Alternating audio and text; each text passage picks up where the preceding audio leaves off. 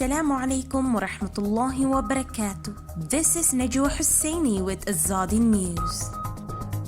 No invitation for Burmese military government leader at ASEAN summit. UN quizzed over role in prison-like island camp for Rohingya refugees. Southeast Asian countries will invite a non-political representative from Burma to a regional summit this month, delivering an unprecedented snub to the military leader who led a coup against an elected civilian government in February this year. The decision taken by foreign ministers from the Association of Southeast Asian Nations ASEAN at an emergency meeting on Friday night marks a rare, bold step for the consensus-driven bloc, which has traditionally favored a policy of engagement and non-interference. On Saturday, Singapore's foreign ministry said the move to exclude military government chief Senior General Mi Aung Hlaing was a difficult but necessary decision to uphold ASEAN's credibility. The statement noted insufficient progress in the implementation of a 5-point plan agreed by ASEAN leaders in April to end turmoil following the coup. ASEAN's current chair Brunei said a non-political figure from Myanmar would be invited to the October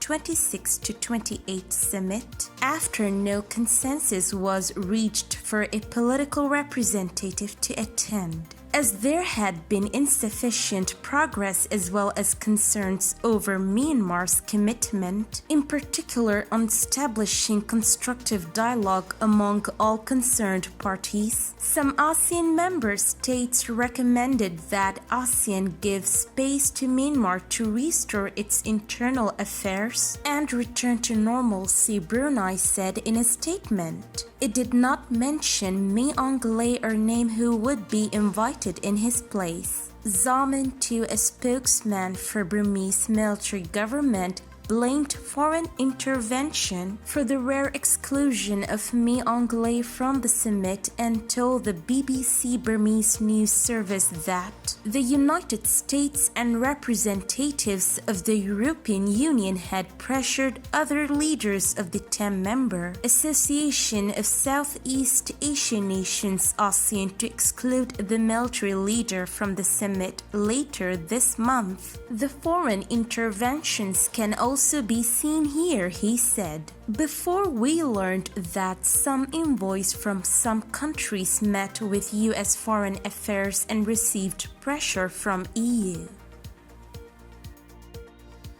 The UN's refugee agency UNHCR is facing questions over whether it is helping to detain Rohingya refugees in prison-like conditions by providing services on a controversial island camp. Over the past year, Bangladesh has relocated almost 20,000 refugees to Bhasan Char, an island formed of silt deposits in the Bay of Bengal thought to be vulnerable to cyclones which the refugees are unable to leave. About 700 refugees have reportedly attempted to flee the island, but Bangladesh hopes that the UNHCR's cooperation will ensure better services for the refugees and is now planning to increase the island's population by 80,000 over the next 3 months. Refugees International, a global advocacy organization, said